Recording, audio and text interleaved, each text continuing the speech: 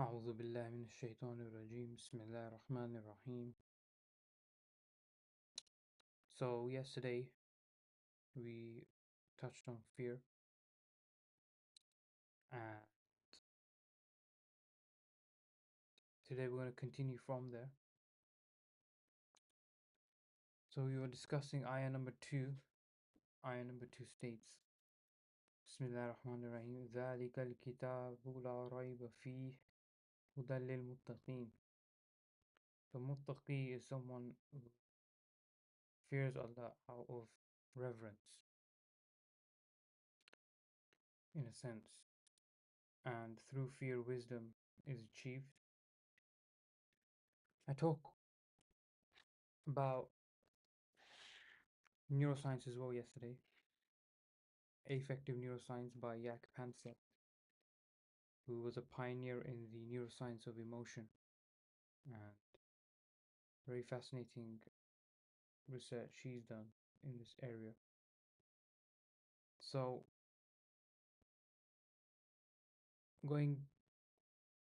today we'll be going through Tafsir Ibn Kathir, and as you can see from Quran.com, show you on the screen here, we'll be looking at his Tafsir in detail, inshallah.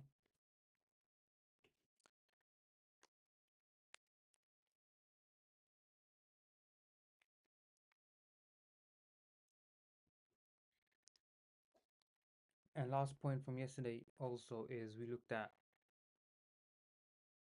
a line from the Old Testament. A line from the Old Testament is Book of Proverbs, chapter 1, verse 7, which I will reiterate here, which is the following. The fear of the Lord is the beginning of knowledge, but fools despise wisdom and instruction. And here the word fools in Hebrew is referring to a person who is morally deficient. So if we go to, for example, the Hebrew here, which I'll pull up in a second. By the way, thank you for those who have joined on YouTube and on TikTok as well. So Hebrew, fools. This is the word ewilim. Ewilim, similar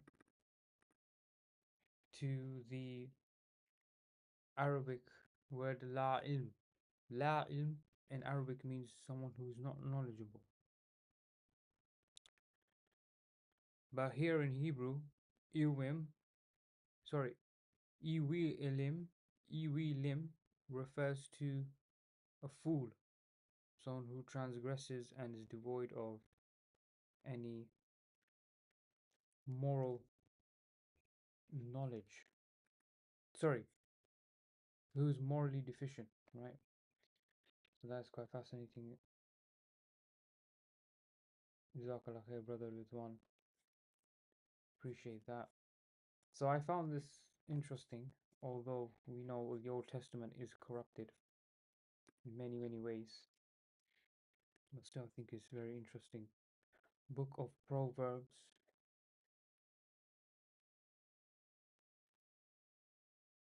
chapter 1, verse 7. Right? So we look at Tafsir Ibn Kathir for a moment. See what he has to say.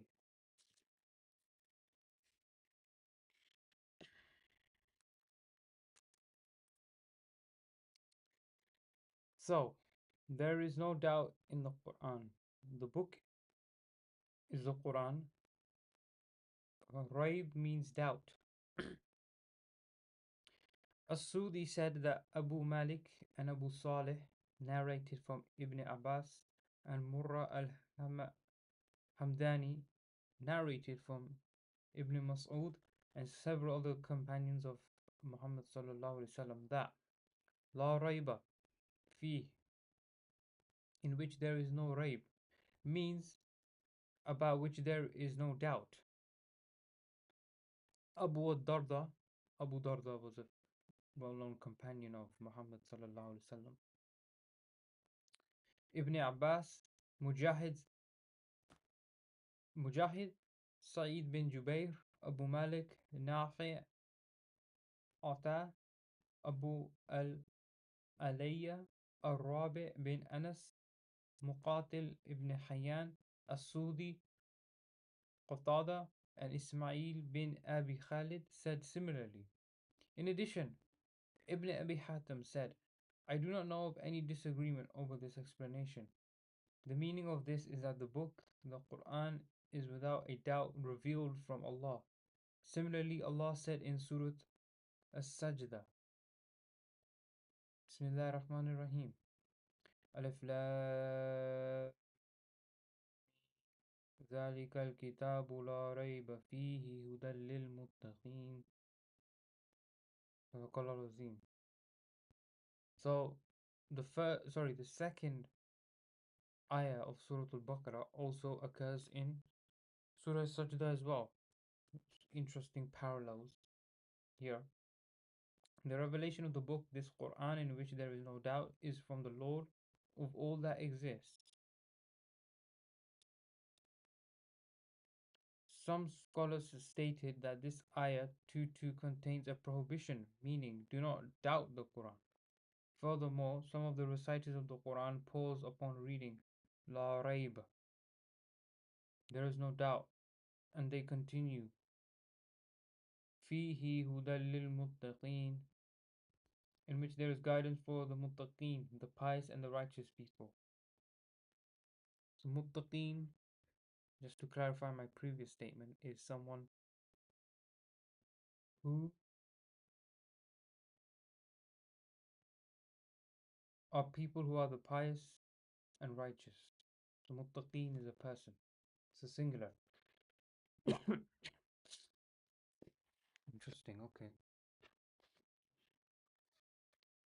Take a note of that. Muttaqeen.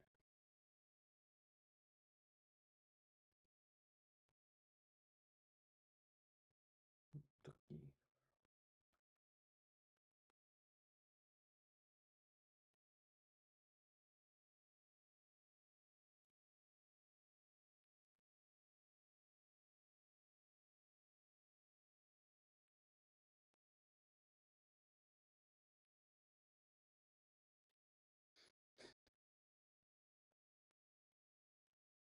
Fihi Hudal lil Muttaqeen.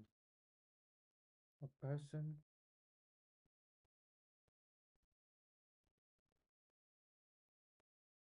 who is pious and righteous.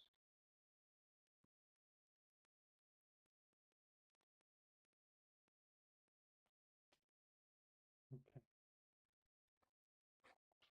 So again, this parallel in Surah Sajda.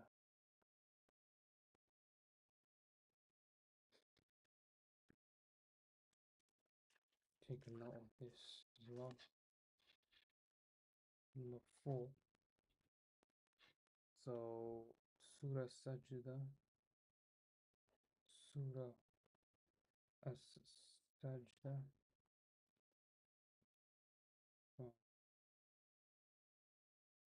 ayah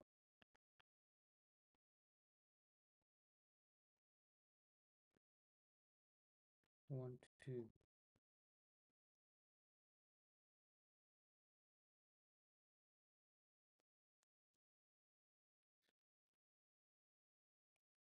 Okay.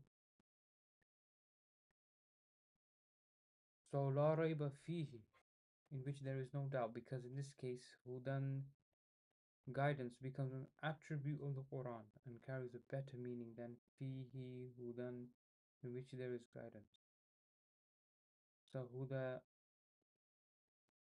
Hudan,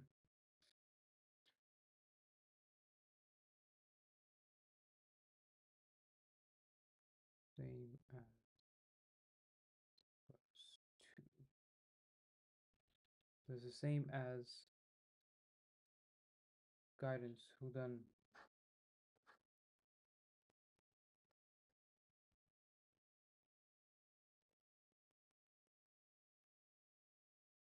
So Huda or Hudan, if you're going to connect it, means guidance.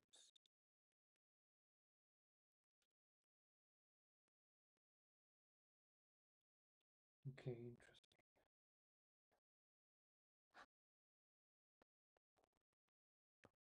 So guidance to those who have taqwa, right?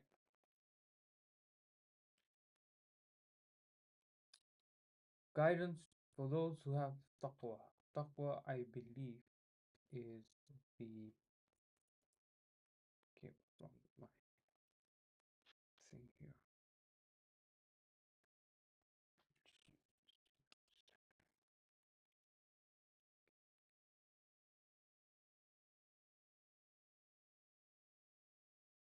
So guidance is granted to those who have taqwa. Hidayah, correct guidance, is only granted to those who have taqwa, which is fear of Allah. So if you wish to have guidance, you must fear Allah.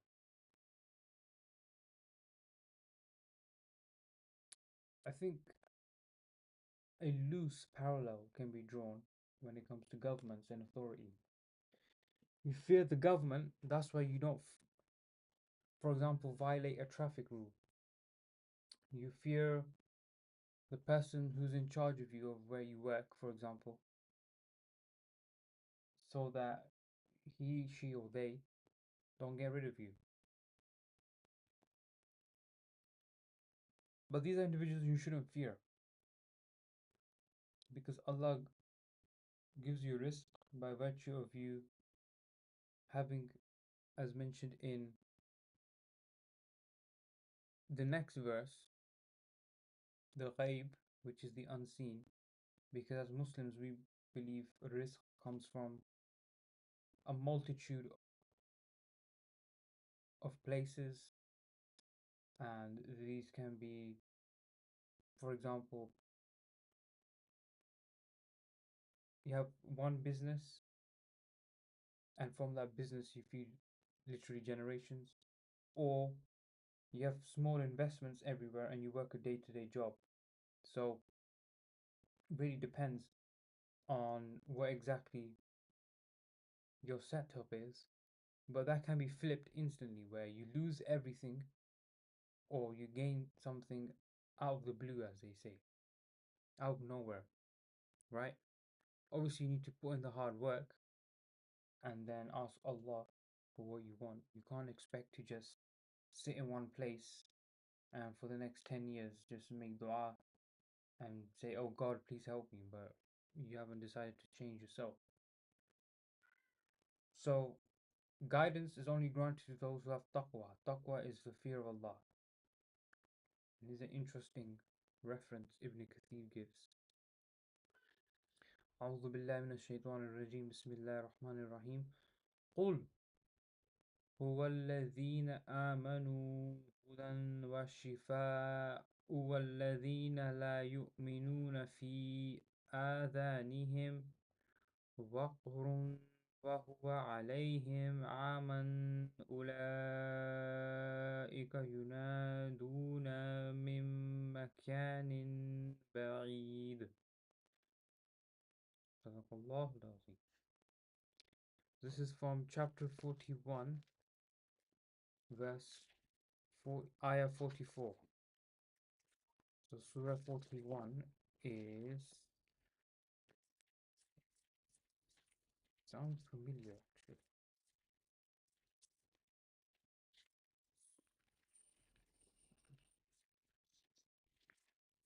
It's from Surah Fusilat. Fusilat expounded. Okay. And we're gonna go to verse 44 here.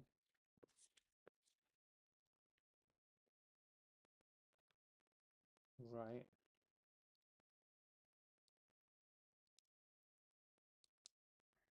So this is the second part of the ayah actually. It's not the full ayah, it's the second part. So, roughly in English, this means say it is for those who believe a guide and a healing.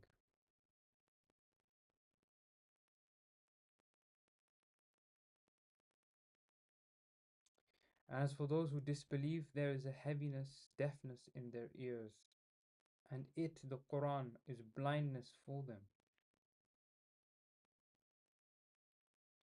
They are those who are called from a place far away, so they neither listen nor understand. What does that mean exactly?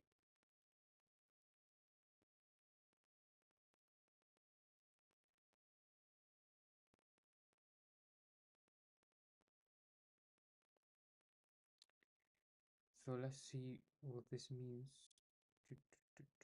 Say. So they pretend that it was too deep for them when they meant that they were superior to it. The fact was that by putting themselves in an artificially false position. So disbelievers believe that the Quran is too deep for them, they can't really understand it, when in fact, deep down they felt better and superior. Sounds familiar in today's day and age where people have this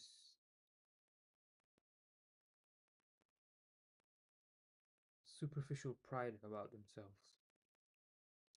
Artificial false position, they rendered themselves impervious to the message. The voice of revelation or the voice of conscience sounded to them as if it came from a far off place. They themselves made themselves strangers to it. Impervious. Just double check what impervious means.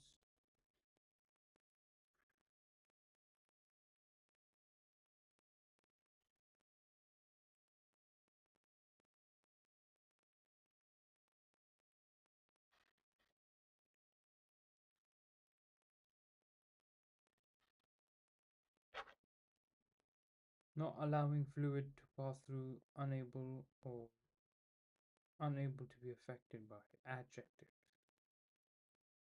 Okay, interesting. So not allowing fluid to pass through. Fascinating. So I think we have a question here, do we? No. Okay. So there was a sense of pride in the disbelievers. And that's why they were never guided. One thing I like to mention here from a neuroscience point of view is that we have very sensitive receptors in our ear, so they're similar to hair cells. And what's interesting is the Arabic word for hair is sha'r, and sha'r also means to sense or to feel, literally. And in our ear, we have hair cells. So when sound enters our ear, fluid moves and the hair cells activate nerves, which allows us to hear. And along with this, our vestibular system, which is the body's natural balance system, keeps the body balanced and in place. It's pretty amazing, actually. Next reference Ibn Kathir gives is from Surah Bani Israel, Ayah 82, which is the following. أعوذ بالله من الشيطان الرجيم بسم الله الرحمن الرحيم وننزل من القرآن ما هو شفاء ورحمة للمؤمنين ولا يزيد الظالمين إلا خسرا. This is roughly translated in English and as, and we send down of the Quran that which is a healing and a mercy to those who believe in Islamic monotheism and act on it. And it increases the zalimeen, wrongdoers, in nothing but loss. So you can see here actually, the healing has been mentioned twice so far. One is in Surah Surah Fusilat, which means expounded. Second one is Suratul Isra.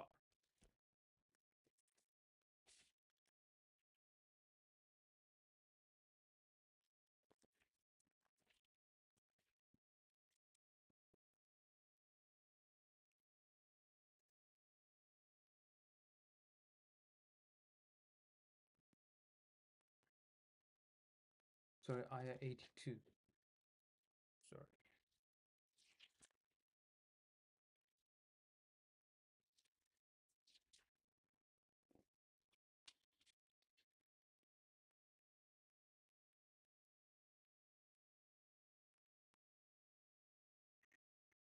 So according to Abdullah Yusuf Ali, in Allah's revelation, there's a healing for our broken spirits, hope for our spiritual future, and joy in the forgiveness of our sins. All who work in faith will share in these privileges. It is only the rebels against Allah's law who will suffer loss. The more they will oppose the truth, the deeper down they will go into the mere, the state of sin and wrath, which is worse than destruction. Mere. Just mere. I think mere means a dead end or sort of a ditch-like thing. A stretch of swampy or boggy ground, stuck in the mud. Okay. Mire. Mire. Okay. Go into mire. I think I heard this. Not heard this, sorry. I read this in a poem I read a long time ago. Anyway, so interesting here. Take a note actually, which is hidayah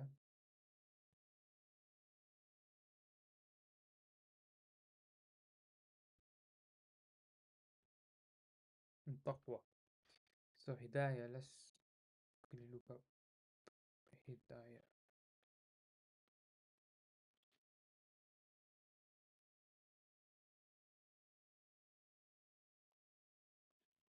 So let's just transfer this here.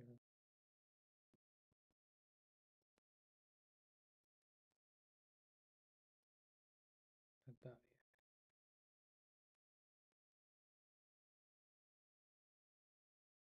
Hidayah is guidance, and for this you require taqwa, right?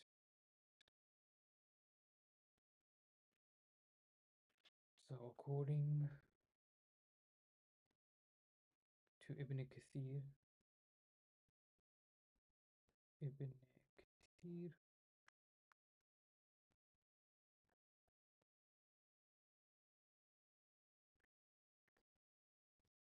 guidance is given to those who have taqwa. Taqwa, which means fear of Allah. Okay. And this is an important element. And it makes sense because if you don't have fear of Allah, you can just do what you want when you want, really. Wa alaikum assalam wa rahmatullahi wa barakatuhu. Thank you for coming on, Annie. Jazakallah khair. So it's an interesting connection that fear is the prerequisite for correct guidance. And Surah Fusilat expands on this more. And in a similar theme when it comes to the Quran being a guide and a healing and a massive, massive challenge for disbelievers. We have in Surah Al-Isra, also known as Surah Bani Israel, that these individuals who require healing will only get it from the Quran itself. And the Zalimeen are wrongdoers, people who do wrong, whether it's towards a child, a population, even violation of a law, even if you disagree with the law. In a sense, you are Zalimeen because now, in a sense, you've started a chain reaction. So if one politician, for example, does something corrupt, then that will eventually lead to either his or her own party members or other party members, the opposition, doing the same thing. And this is how they bury it in so much litigation and so much policy and regulation that the average person cannot understand what's going on. So it makes no sense, really and truly, because again, for those on YouTube and TikTok, hopefully you'll understand what I'm trying to say here.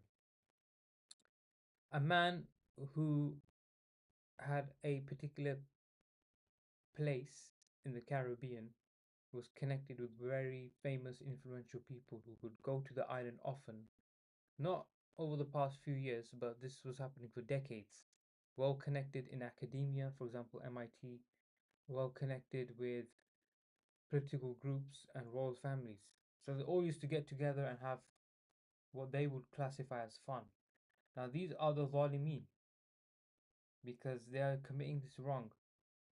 But we have to understand that these individuals come from our society. Elections are a scam, but for the sake of this point, let's say elections are real.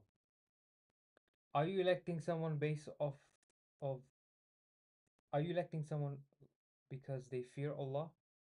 Or are you electing someone that they are removing your own personal fear of something or someone? I'm giving a very quick example here.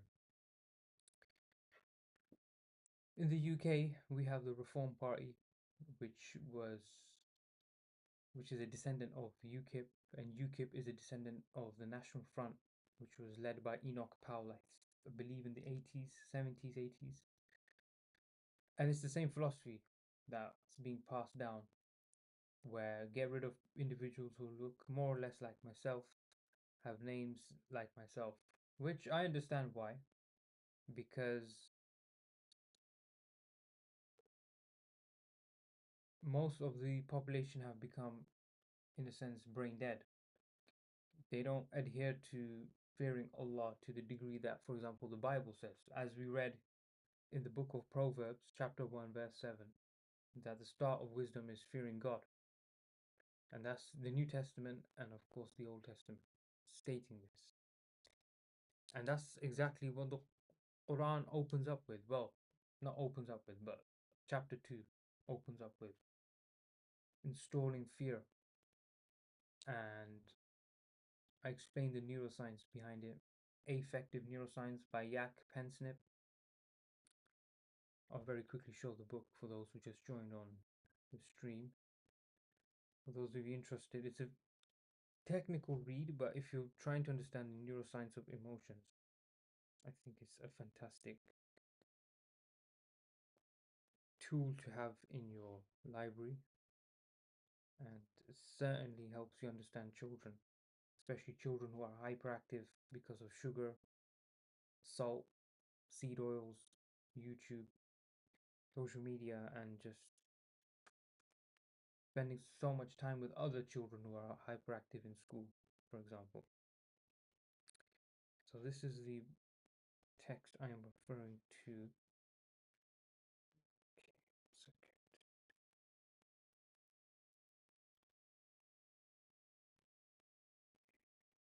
I'm going to quickly load it. It's a bit blurry, but hopefully you can see it. This is a seminal work. This is a book that is extremely influential in the field. Effective neuroscience talks about fear in depth, although the studies are done on monkeys and rats primarily, but again, it gives a nice insight into how fear is within us, fight and flight system. So going back to Tafsir ibn Kathir, so it seems that the muttaqeen are those who have a pious and righteous nature, are able to fly in this dunya and of course in the akhirah because they fear Allah and they have that guidance. While the transgressors, the zalimeen, the wrongdoers, which includes ourselves at times, we do ourselves wrong or someone else wrong. So it's a bottom up approach rather than a top down approach. So you have the individual has a family, the family makes a community, the community makes the town makes a city, the city makes a borough with other cities around it. Sorry, towns make a borough, and then the boroughs together make a city, and the city makes a country, country makes a continent. Hopefully you understand what I'm trying to say here. So all of this starts at the bottom up, and it's quite straightforward, and I'm quite shocked actually how it's so simple, but unfortunately in the mosques they complicate it, and culturally speaking as well, because I'm from a South Asian background and my wife's from an Arab background, and she has taught me a lot of things that I had absolutely no clue about. And keep in mind, I like to read a lot, and I've discovered a lot of things that no one in the mosque is even capable of telling me. They're still stuck in the 80s, 90s way of talking. They can't connect with the youth. So that's why the youth turn to TikTok and start debating Christians and they learn about Christianity, for example. In any case, so we've seen Surah Fusilat, Ayah 44, and we've seen Surah Bani Israel, chapter 17, verse 82, the parallels being drawn here, which are fear of Allah, you get guidance and you'll be fine. If you do not fear Allah, you will not get guidance and you will constantly fight Allah through His messengers, through the people, and through those who are trying to push Allah's message. And we see this today. I mean, if you don't, then you really, really need to do a bit more research and understand things a bit better here. So going back to Ibn Kathir, he says, this is a sample of the numerous ayat indicating that the believers in particular benefit from the Quran. That is because the Quran is itself a form of guidance, but the guidance in it is only granted to the righteous, just as Allah said. So this is from chapter 10, verse 57. So this is from Surah Yunus, I think, chapter 10. Yeah, Surah Yunus, ayah 57. Bismillah ar-Rahman ar-Rahim. Ya ayyuhan nasu قد جاءتكم موعظة من ربكم وشفاء لما في الصدور وهدى ورحمة للمؤمنين وهدى ورحمة للمؤمنين. It's a bit of a funny text there because I'm reading on the website. So this approximates to English as, O mankind, Ya ayyuhan nas, there has come to you a good advice from your Lord, i.e., the Quran, enjoining all that is good and forbidding all that is evil. So here a key word is enjoining. What does enjoining mean? It's a word a lot of people don't use anymore, but it means not to join anything. It means to urge and to prohibit. So in this particular scenario, I think it's important we have to expand here because Arabic to English is extremely difficult to understand. So enjoining here means to instruct or urge someone to do something. And obviously it's a verb because it's an action word, right? So the Quran is instructing to do all that is good and forbid all that is evil, and a healing. Again, third time now, we see a theme happening here. And a healing for that disease of ignorance, doubt, hypocrisy, and indifferences, which is in your breasts, meaning your qalb, your heart. A guidance and a mercy, explaining lawful and unlawful things to the believers. So we're going to quickly look at what Abdullah Yusuf Ali has to say. Question on YouTube: how often do you do these streams? I try and do it every day. So in the weekdays, it would be around nighttime, but on the weekends, for now, it's a bit earlier than that. So yeah. So verse 57, Abdullah Yusuf Ali states the following: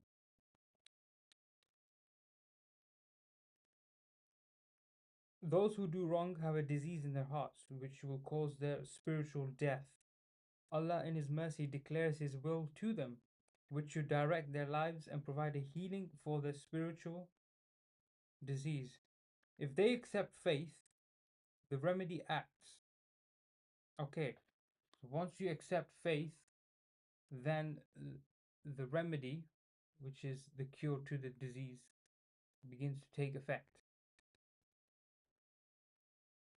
They find themselves in right guidance and receive Allah's forgiveness and mercy. Surely those are far better gifts than material advantages, wealth, or possessions. Interesting. So, the idea here is that guidance is extremely crucial to really understand what's lawful and unlawful. Many of us like to just pick out an ayah and be like, hey, look, this is haram and this is allowed and so on and so forth. Yeah, but you have to first of all understand why that's the case, because the why is the most crucial point. But I personally approach this whole setup trying to understand a bit more about the New Testament. So I was reading this book, Text of the New Testament. I did a stream on this 3 days ago. So this is the new text of the New Testament: transmission, corruption, and restoration. Bruce Metzger, famous book, talks about how the New Testament is corrupted, how it was corrupted, and for centuries this has been the case. And then my wife said to me, hang on a second, you don't even know the Tafsir of the Quran properly in its entirety. Why are you jumping to the New Testament? To be fair, I was a bit excited looking at how people debate each other on TikTok live streams and on the street and so on and so forth. So in a in a huge way, she urged me. She enjoined my voyage, so to speak. So again, we see another theme here, that healing, first of all, for the disease of ignorance. Second, fear of Allah, so you have guidance. And third is those who are zalimun, those who are wrongdoers, will never be guided. It's just how Allah has set up this entire dunya, right? So going back to Ibn Kathir, Ibn Abbas and Ibn Mas'ud and other companions of Muhammad sallallahu alaihi wasallam said, "Hudal lil muttaqeen," guidance for the muttaqeen, the pious and righteous person, means a light for those who have taqwa. So by nature, someone can be a righteous person, and then they can be a kind person.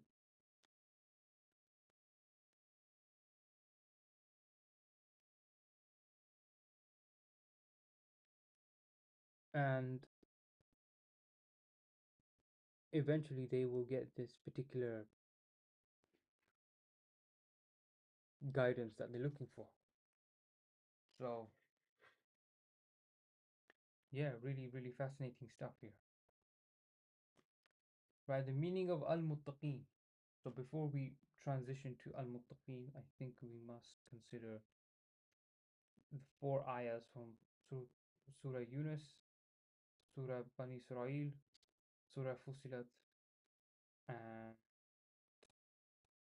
Surah Sajda was before, right? So these are three important ayahs here.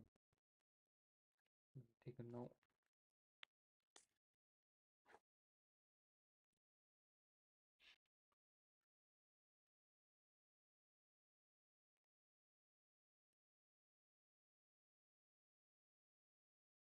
Taqwa.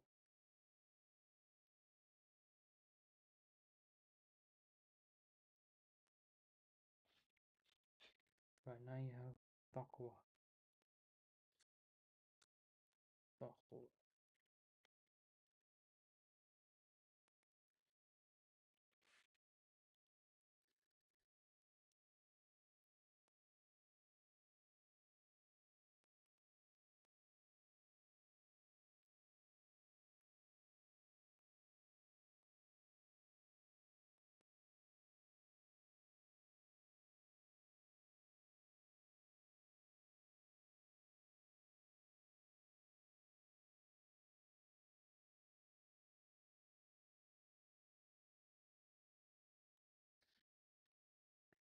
so taqwa, okay, means it's an Islamic term for being conscious and cognizant of law of truth, piety, and fear of Allah. This is often found in the Quran. Those who practice taqwa, in the words of Ibn Abbas, believers who avoid shirk with Allah and who work in His obedience are called muttaqeen.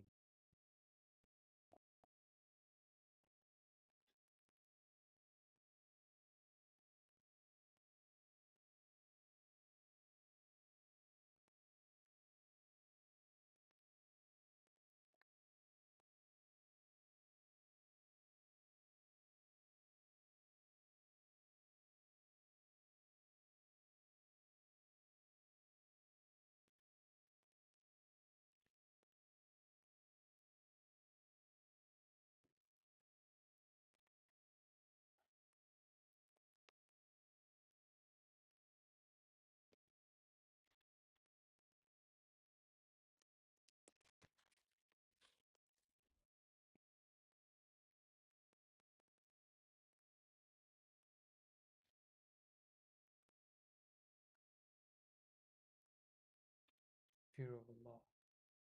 Fear.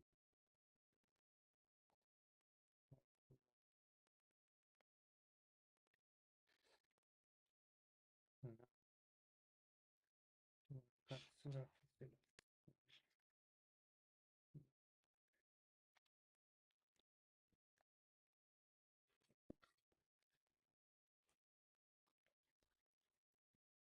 Okay, Surah Fussilat.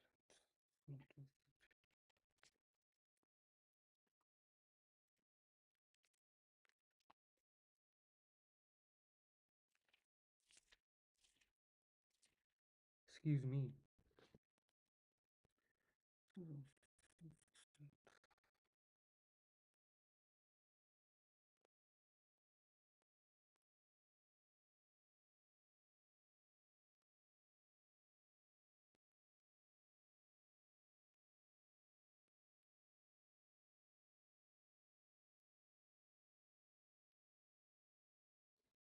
Surah Fussilat here. Surah Fussilat, ayah number 44. Ayah something, something. No. Ahadith.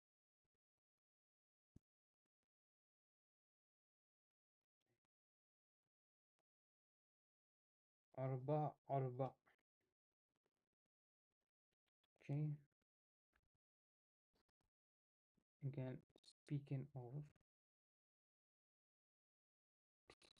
guidance and healing. Guidance and healing for those who fear Allah and heaviness, as in deafness, for those who choose to not act on this.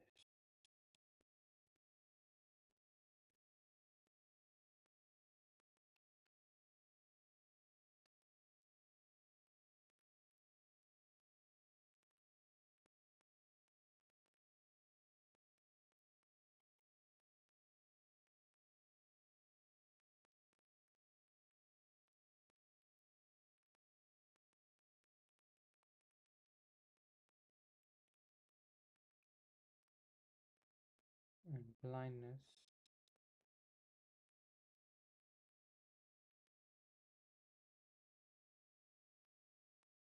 for those who disbelieve.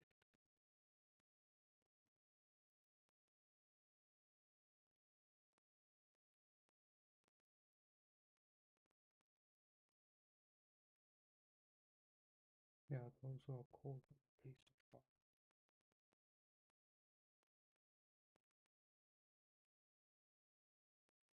What does that mean again? Called from a place afar.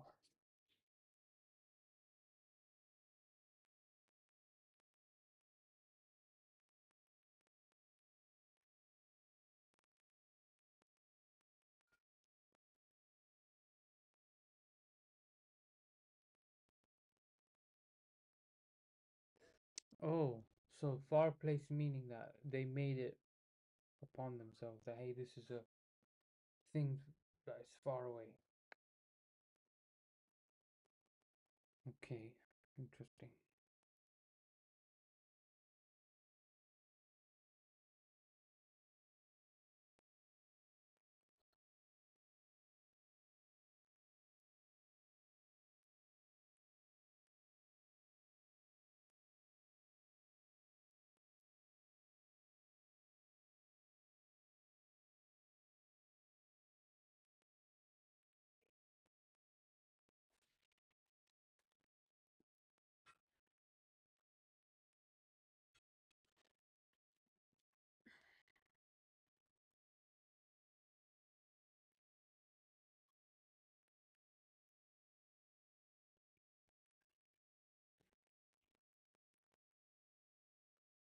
Called from a far place.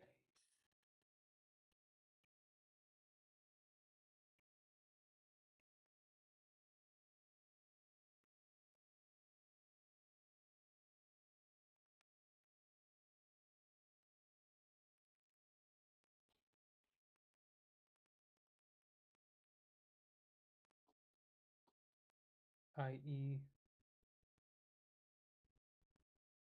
it was a choice made by strangers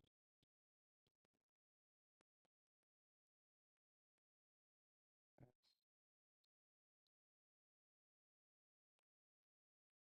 by the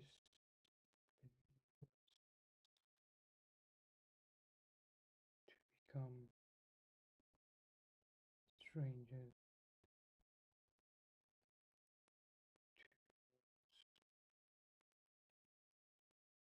the message being told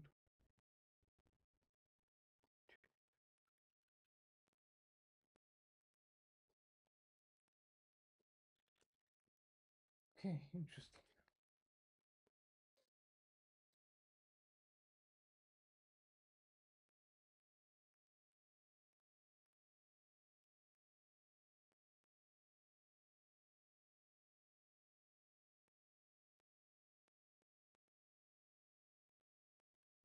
This is quite an intense read here. I'm gonna speak a bit loud because I'm turning the fan on.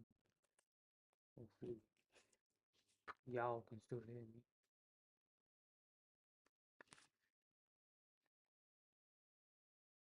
Should be alright, hopefully, yeah. Check the mic settings here.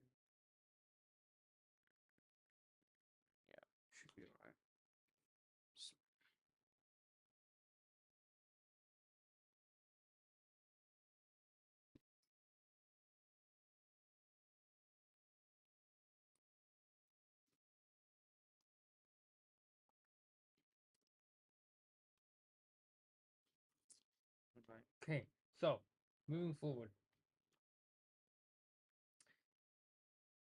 Surah Bani Israel, again, the same. Actually, Surah Fussilat had a previous portion to it as well, which was here. أعوذ بالله من الشيطان الرجيم بسم الله الرحمن الرحيم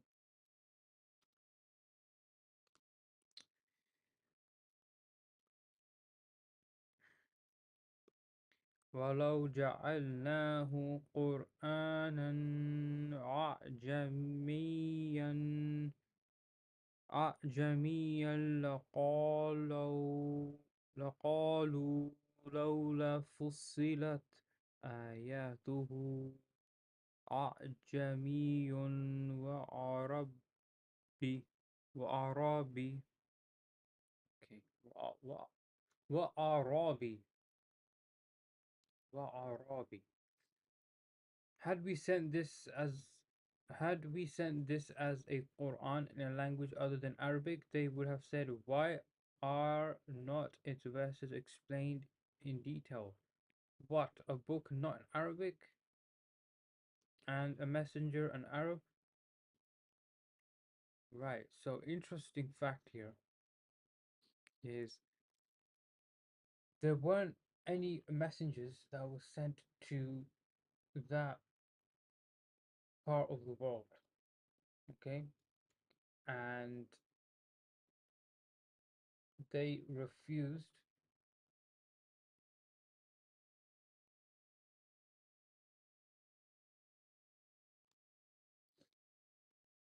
they refused to accept the message from anyone other than an Arab. Allah knew this. They would bring out all these objections and so on. So that's what's happened, essentially. Interesting. Okay.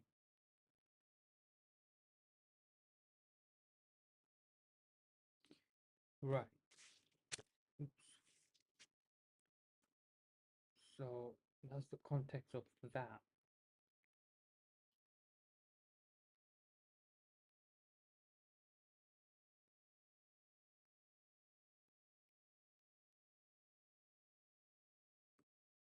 Next is Surah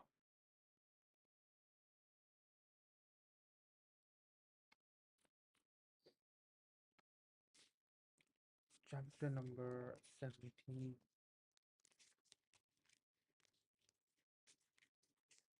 Chapter 7.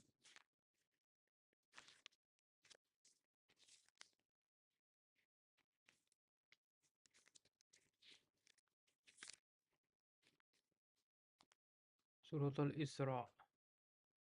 Surah al-Isra.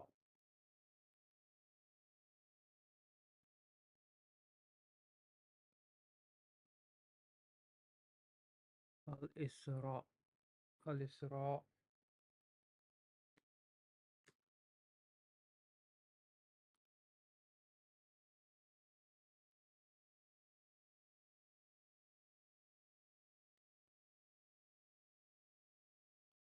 Okay.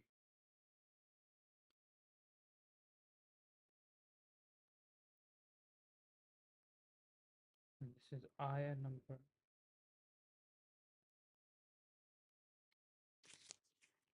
82.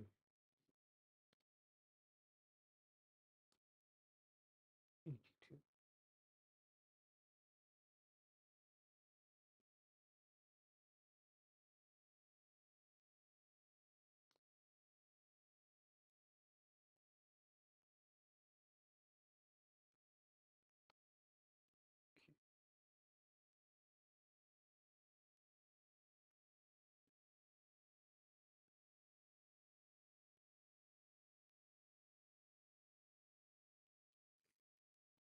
Interesting. So just to reiterate, send on the Quran, which is a healing and a mercy. Again, the theme continues. Theme and paradigm.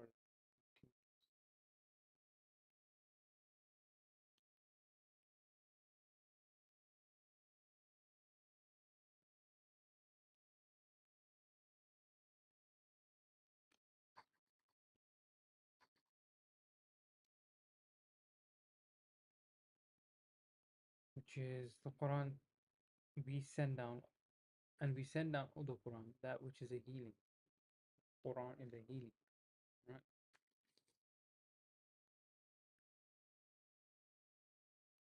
Quran is a healing.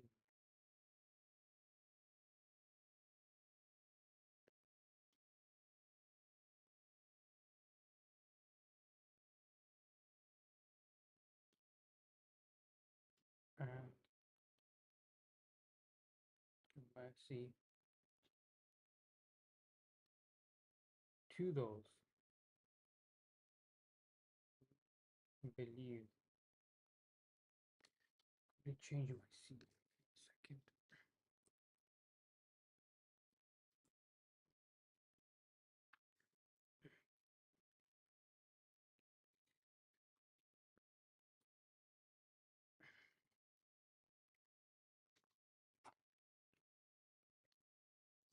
Those who believe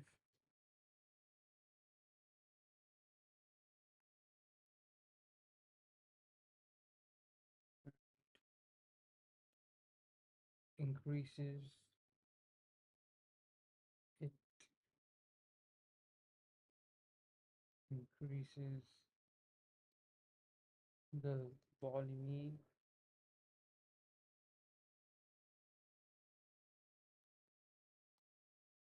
in nothing but loss. In nothing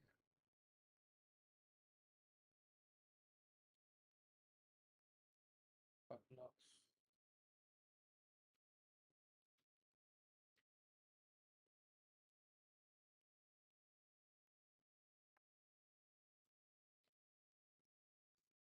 Okay, then we go to Surah Yunus, Ayah 57, which also speaks of this in detail. Surah Yunus, Ayah 57.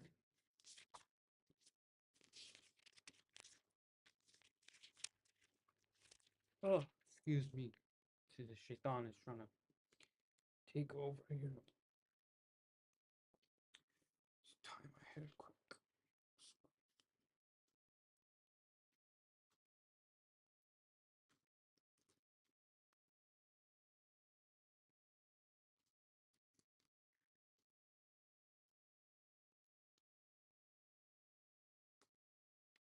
What?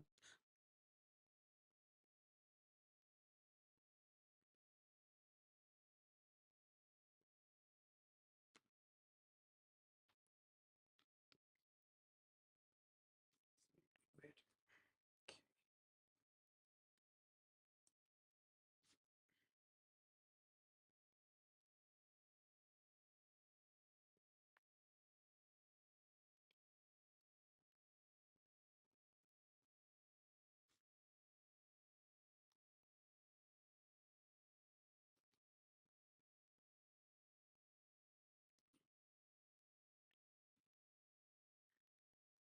Right, so Surah Yunus, again, a similar theme is happening here, which is, Ya ayyuhan nas, O mankind, there has come to you a good advice from your Lord, i.e., the Quran, enjoining all that is good and forbidding all that is evil, and a healing for that a disease of ignorance, doubt, hypocrisy, and differences which is in your breasts, guidance and a mercy, explaining lawful and unlawful things for the believers. Right, let me actually put my headphones in. I think problem. Yeah, I think like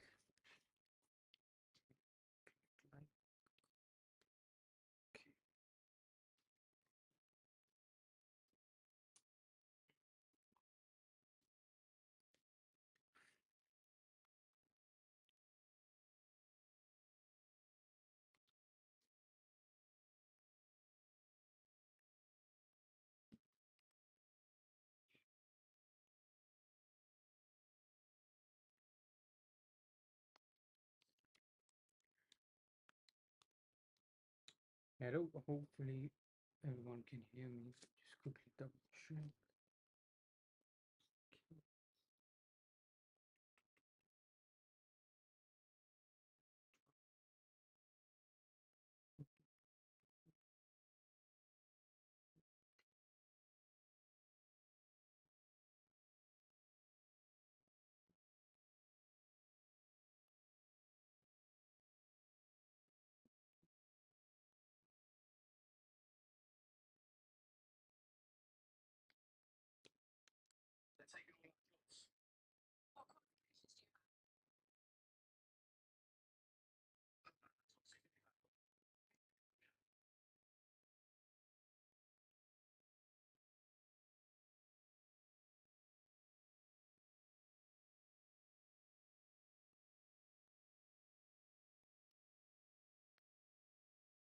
Hello?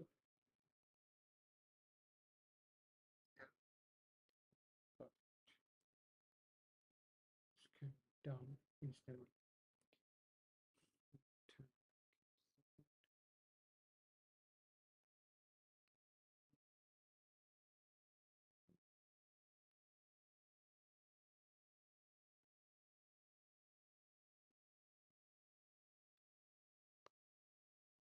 Okay, so keep here. So yeah, going back to Surah Yunus here.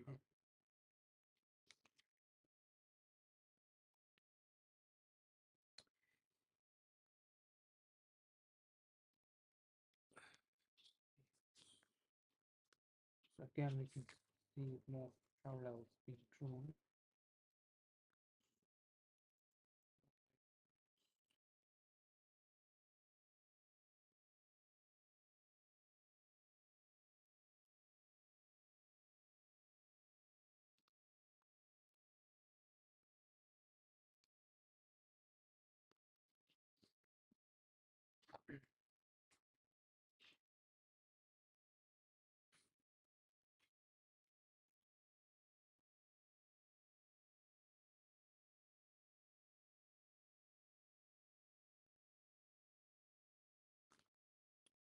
Surah Yunus, Ayah 57. Just going to read Abdullah Yusuf Ali's seer here for a second. Those who do wrong have a disease in their hearts which will cause their spiritual death. Okay, I think that's extremely relevant. Ayah 50 وستة سبعة ستة 50 50 50.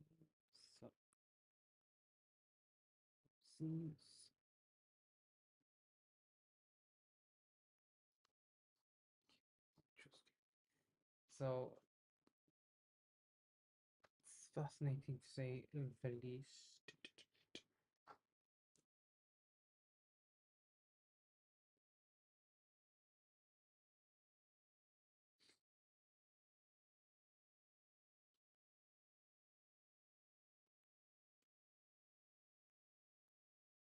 So again, another theme. Sorry, the same theme is being followed here. So good advice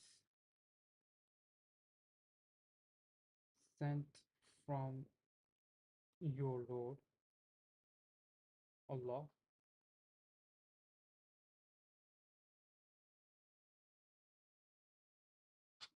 Alright, enjoining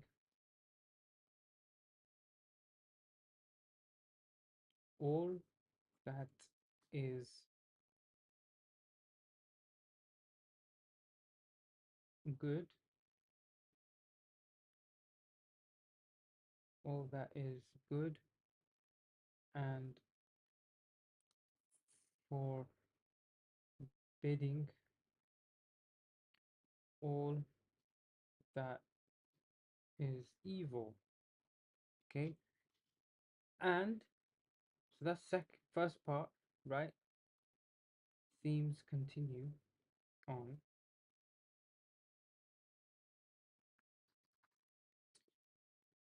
And a healing, right? A healing, and a healing, and a healing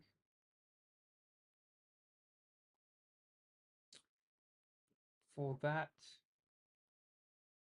disease of ignorance, of ignorance,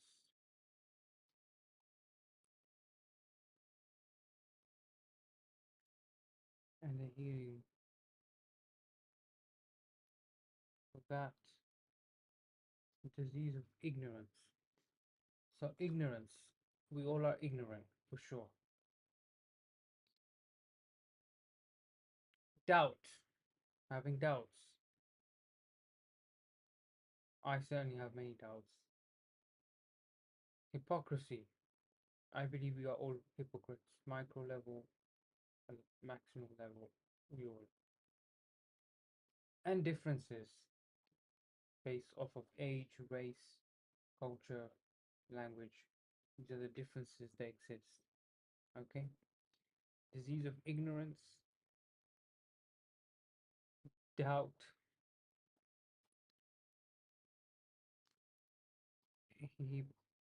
hypocrisy, and differences. Okay? Which is in your breast, which is in your heart. That's the point here. Which is in your breasts. Okay?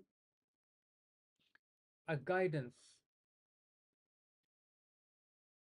Wahudan, wahuda wa rahma.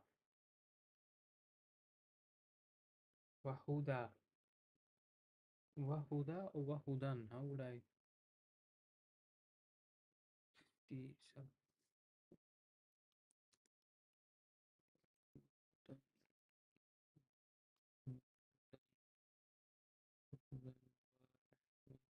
the meaning?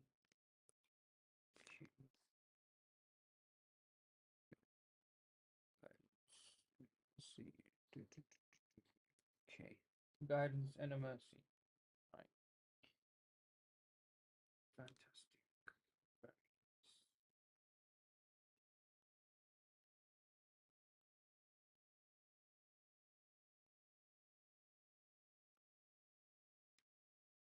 Excuse me.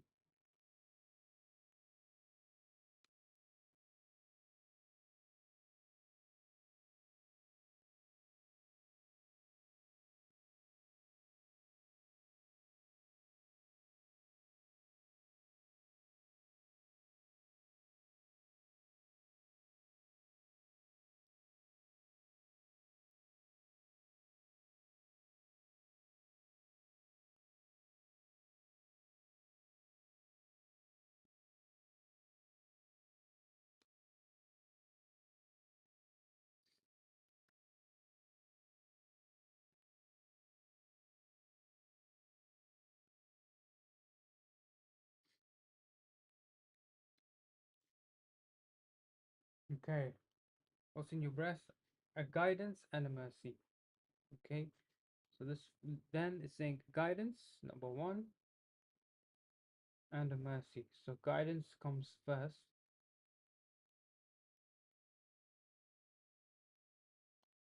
and a mercy.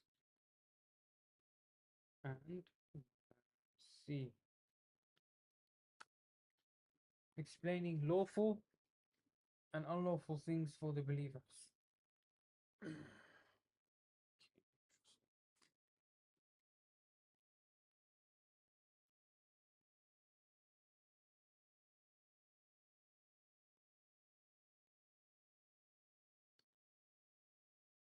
Explaining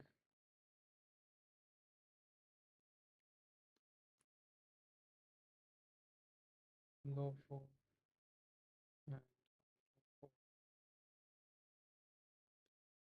things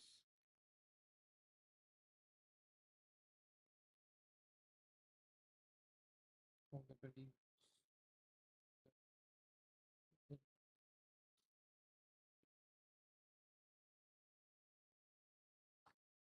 So this is Ibn Kathir essentially, yeah. That's right.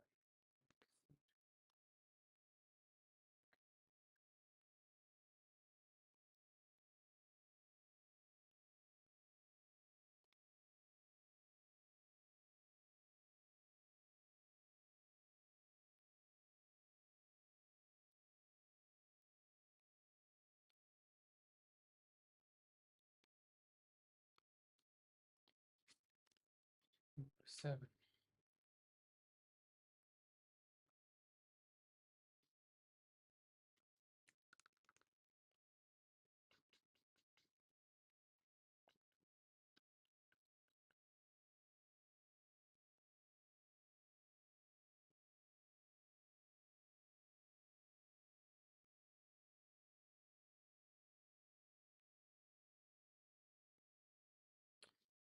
So, just again focusing on Surah.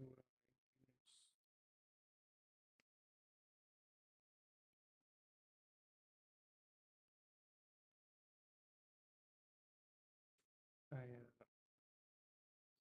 50.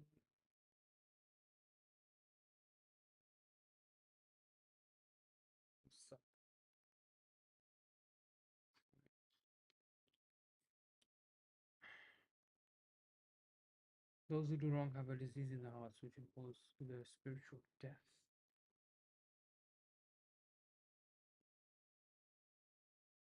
Those who do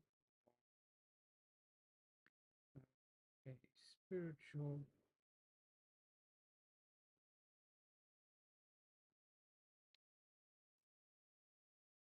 disease in their hearts,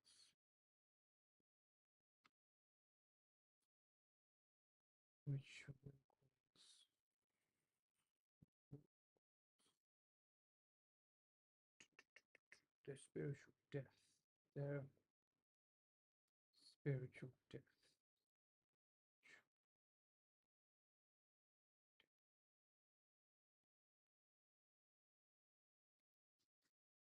Okay, interesting. Allah in His mercy declares His will to them, which should direct their lives and provide a healing for the spiritual disease. Allah directs Allah directs us in our lives towards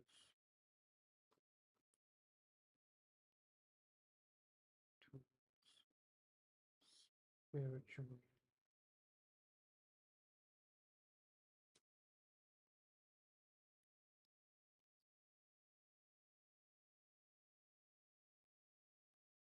This is key now. If they accept faith,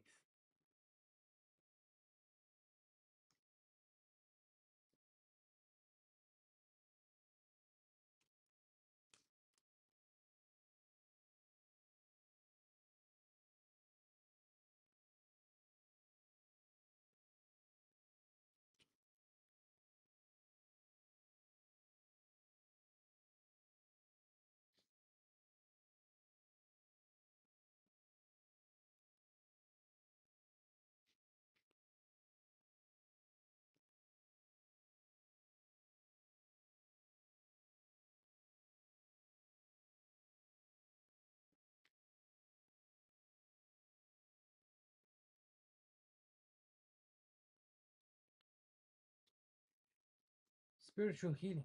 Okay, interesting. If they accept the faith, the remedy acts. They find themselves in right guidance and receive Allah's forgiveness and mercy. So if they accept the faith, then it will act. If implying probability.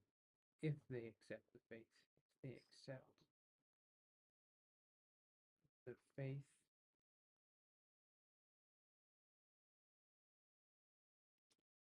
the remedy acts.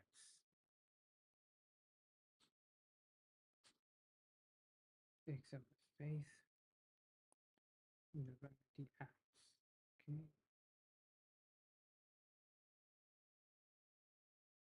They find themselves. They find themselves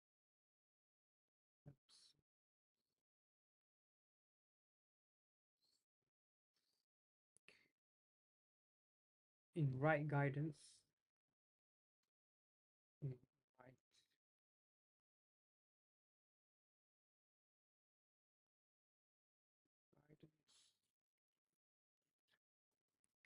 and receive Allah's forgiveness.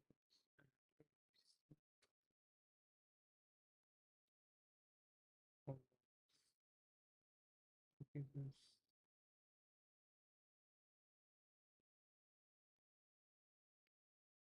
Forgiveness.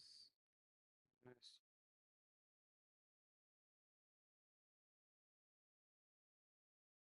Surely those are far better gifts than material advantages. So Right, okay, so this is all in the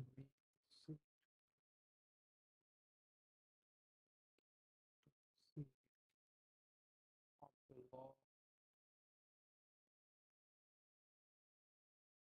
Yusuf.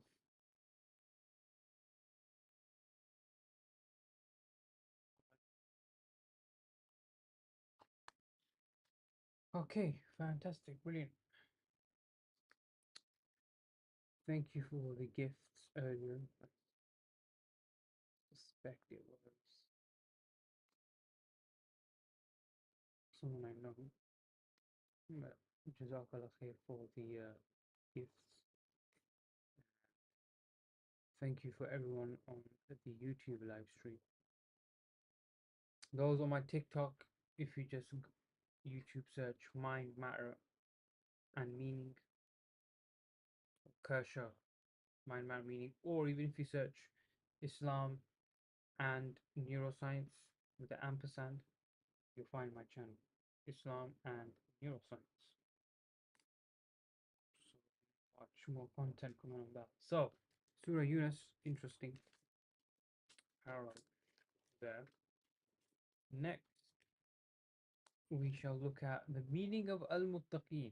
So muttaqeen are people who are righteous and pious, and those individuals who are seeking guidance. Now, you can be a nice person as a non-Muslim. Eventually, you'll be guided much easier. And I've seen this myself. People who genuinely want truth in their life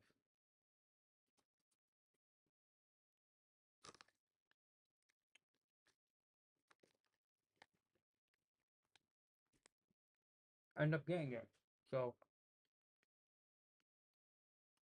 yeah.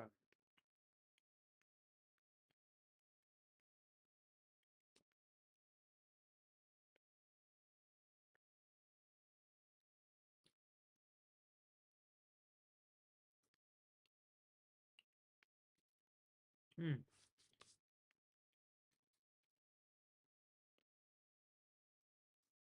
Ibn Abbas said, Hudad al-Muttaqeen means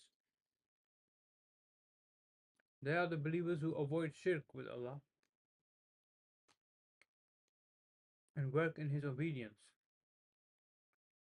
Ibn Abbas also said that al-Muttaqeen means those who fear Allah's punishment, which will result if they abandon the true guidance that they recognize and know. They also hope in Allah's mercy by believing in what He revealed. So, what's being revealed is important. It's not about necessarily your feelings or exactly what you want the Quran to reflect in terms of you boxing it in your own emotions and your own thoughts, right? It's a scenario where you believe in what Allah has revealed and you take it because the reason you take it is out of fear that if you don't, Allah will eventually punish you. It's quite simple actually. Here's an example I can give for those who have children.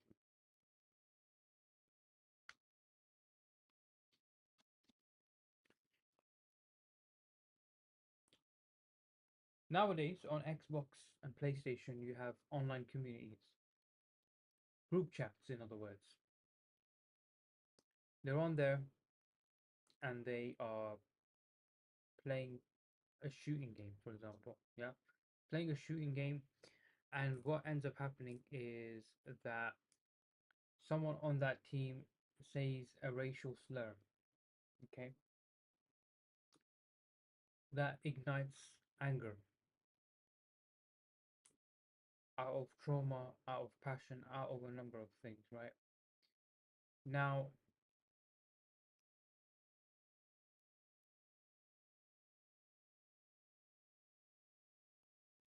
once it's recognized that hey, this is a really bad thing, and I think a line has been crossed here. You don't even think, you know, a line has been crossed once you say something racist to someone or something along those lines.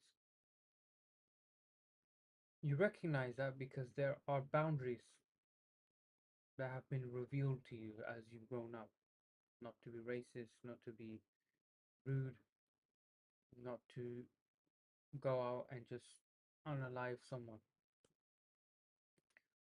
So these rules have been put forth, and it's within our fitrah, which is our innate disposition,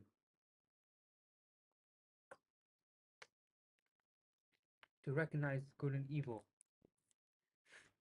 as we navigate this tough terrain of the dunya. It's tough, and because of that, being a muttaqeen is extremely important, which is, I'll repeat once again, according to Ibn Abbas, uncle of Muhammad Sallallahu Alaihi Wasallam, they are the believers who avoid shirk with Allah and who work in His obedience. Ibn Abbas also said that al-muttaqeen means those who fear Allah's punishment, which will result if they abandon the true guidance that they recognize and know. They also hope in Allah's mercy by believing in what He revealed. Further, Abu Qatada said that al-muttaqeen are those whom Allah has described in His statement, Bismillah ar-Rahman ar-Rahim, الذين يؤمنون بالغيب ويقيمون الصلاة, who believe in the ghaib and perform salah. And the following ayah, Ibn Jarir stated that the ayah, which is ayah number 2 of Surah BAqarah, includes all of these meanings that the scholars have mentioned, and this is the correct view. Also, At-Tirmidhi and Ibn Majah narrated that Atiyah al-Sa'di said that Muhammad sallallahu alayhi wasallam said, لا يبلغ العبد أن يكون من المتقين حتى يدع ما لا بأس به خضارا مما به بأس. The servant will not acquire the status of the muttaqin until he abandons what is harmless, out of fear of falling into which is harmful. Let me repeat that. The servant will not acquire the status of the muttaqin until he abandons what is harmless out of fear of falling into which is harmful. So what's harmless? Oh, it's fine. I don't need to do hijab and lower my gaze. What's the big issue? You have to abandon that ASAP because you might fall into something that is harmful. And something that is harmful is essentially one of the diseases of the heart, right? Ignorance, pride,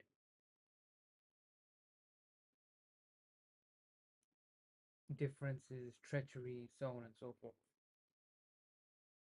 So it's this thing that we have to essentially keep in mind as time goes on, really. And so that's interesting. Meaning of very fascinating.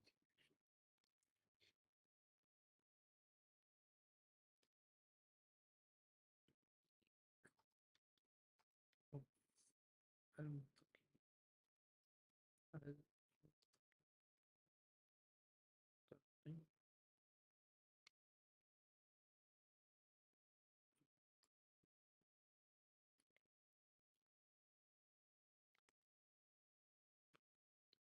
متقين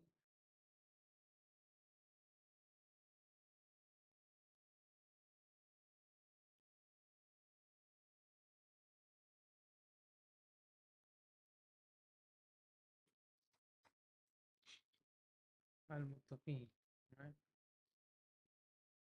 So this would be, in simplest terms, well, not simplest terms,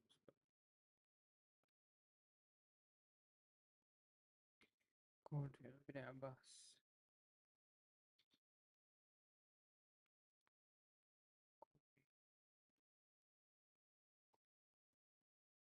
To Ibn Abbas.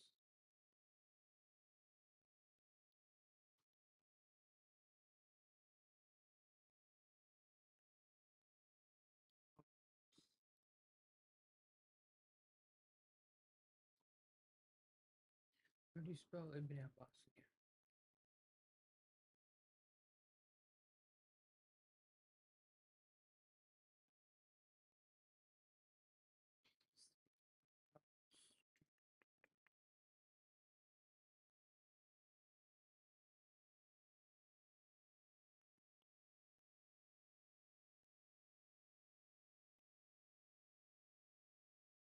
Abbas.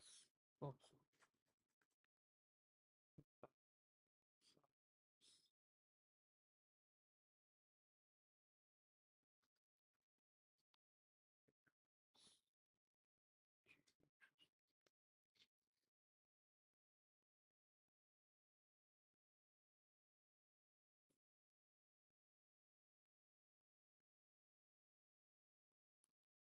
Guidance for they are the believers who avoid shirk. So Muttaqeen are those who avoid shirk, okay, with Allah, shirk with Allah,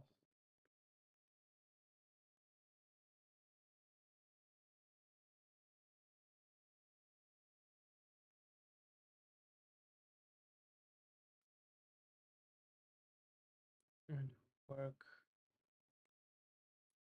in His obedience.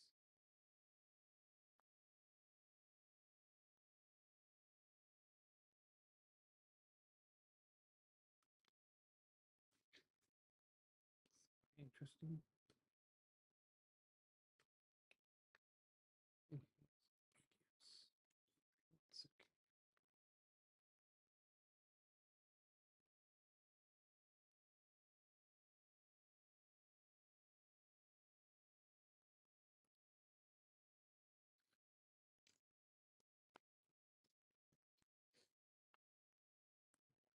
So, work in His obedience.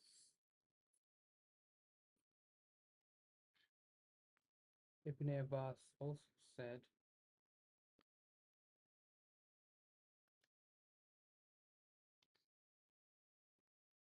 also said that means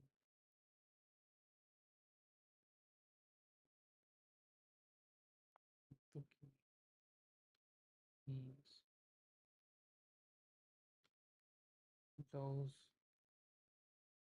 who fear Allah's punishment,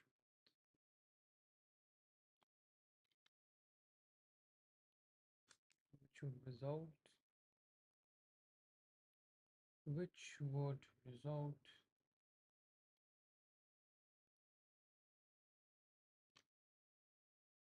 if they abandon the true guidance, those who fear Allah's punishment.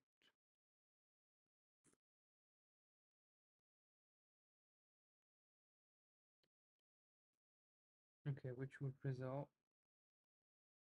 if they abandoned the true guidance. Okay,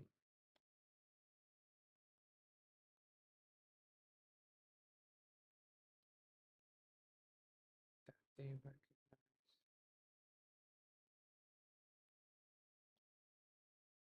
Mm.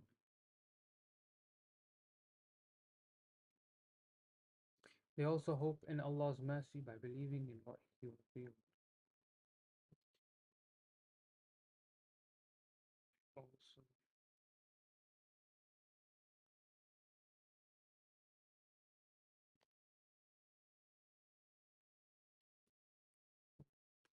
in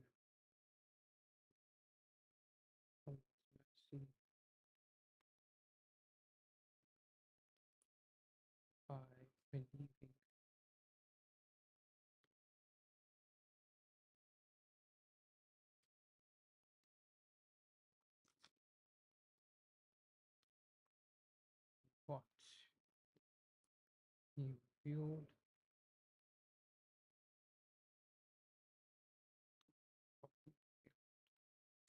Okay, so pretty straightforward. I want to become a muttaqeen, inshallah. So what does that mean? Believers who avoid shirk with Allah and who work in His obedience. Ibn Abbas also said, Al-Muttaqin means those who fear Allah's punishment, which will result if they abandon the true guidance that they recognize and they also hope in Allah's mercy by believing in what He revealed. Further, Qatada said, Al-Muttaqin are those whom Allah has described in His statement.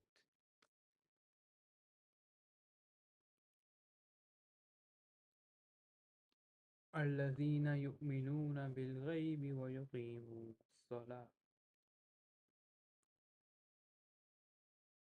Okay.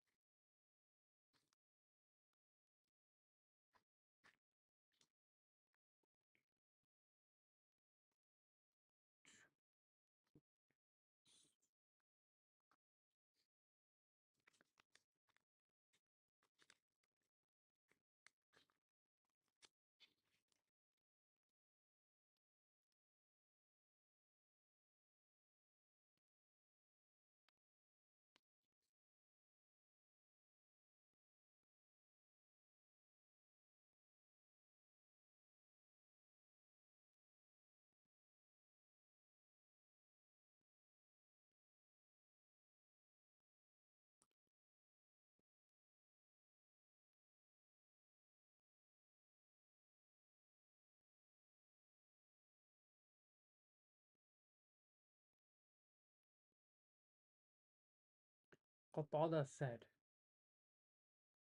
so Qatada was a companion, if I'm not mistaken. Let's check if that is true or not. We're gonna end it here soon-ish, inshallah.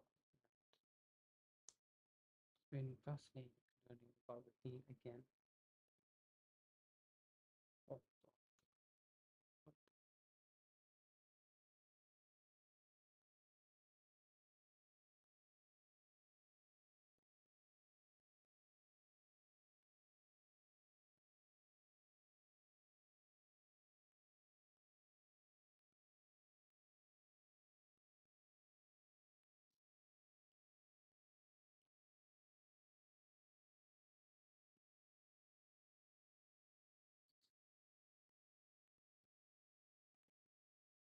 Abu Qatada was one of the companions of Muhammad ﷺ. He assisted the battles of Uhud and Hudaybiyah.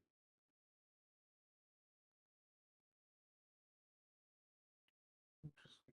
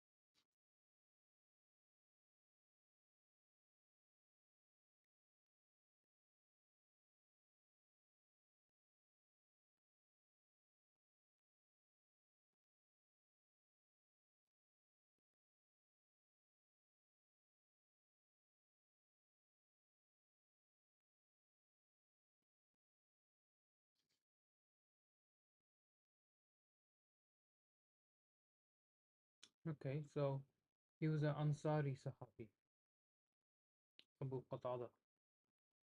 Very, very fascinating. Okay, thank you very much. Hafizullah.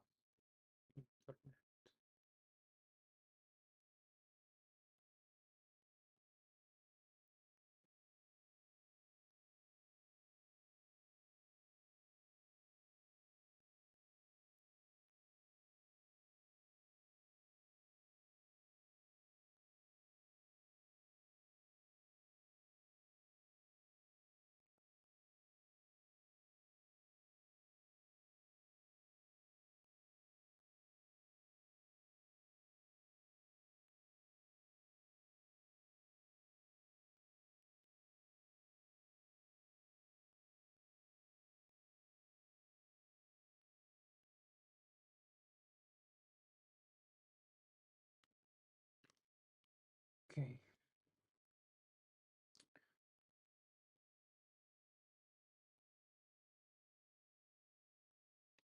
so Tafsir clear in Tafsir.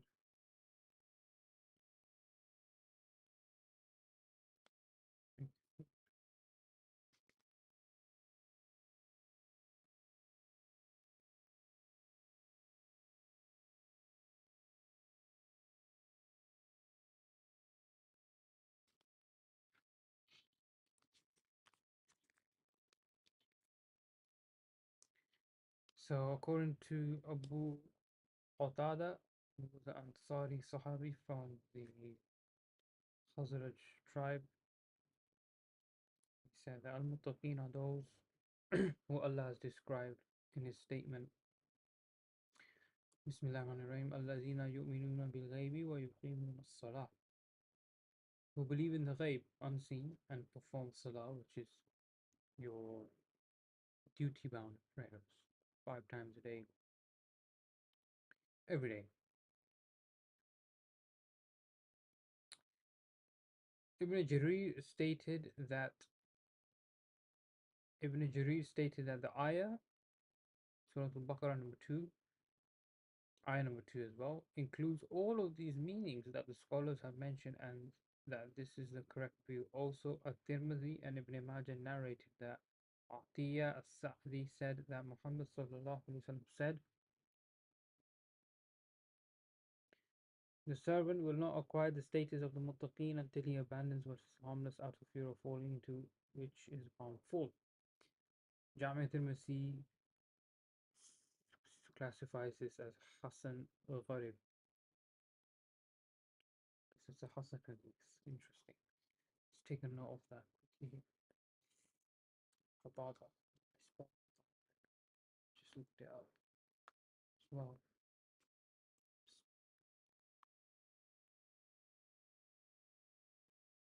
Abu Qatada al-Ansari. To Abu Qatada. Qatada.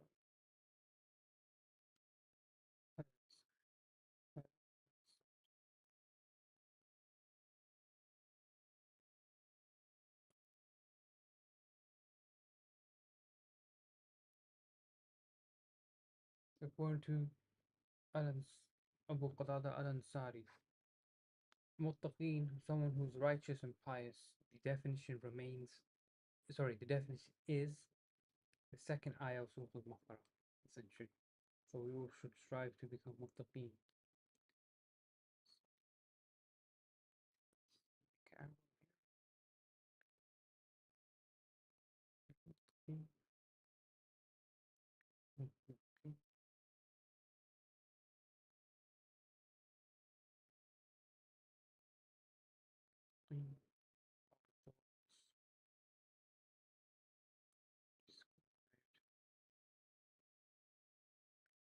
In ayah 2. Okay. Ayah number 2. And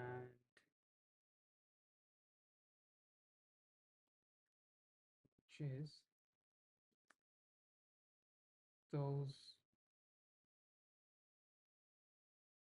who believe in the ghaib. Just double check how you spell that. Ghaib, ghain, yeah, ba, ghaib, and perform salah.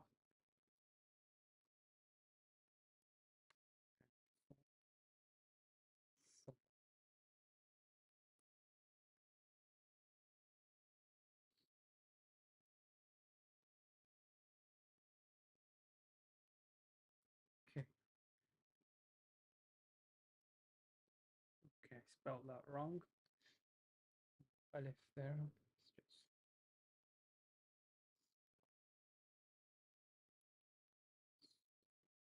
salah. Okay, perfect. Perform salah. Also, yeah, so Tirmidhi Ibn Majah. Okay, so Tirmidhi,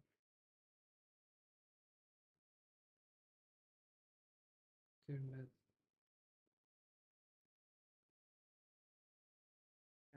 Ibn Majah,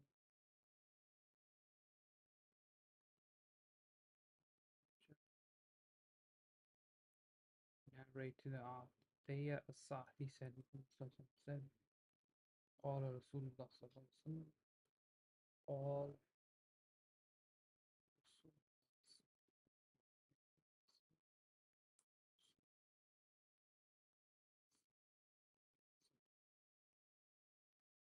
thank you for those on YouTube who have liked and are sharing this.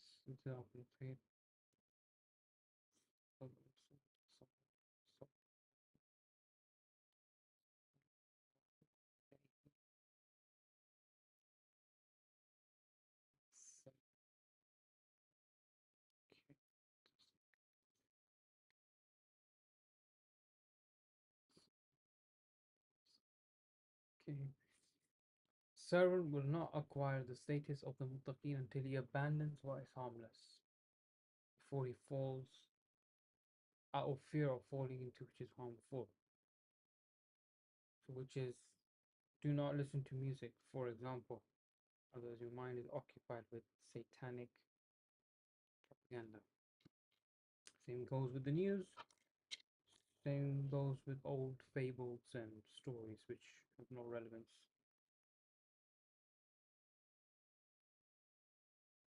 Okay, so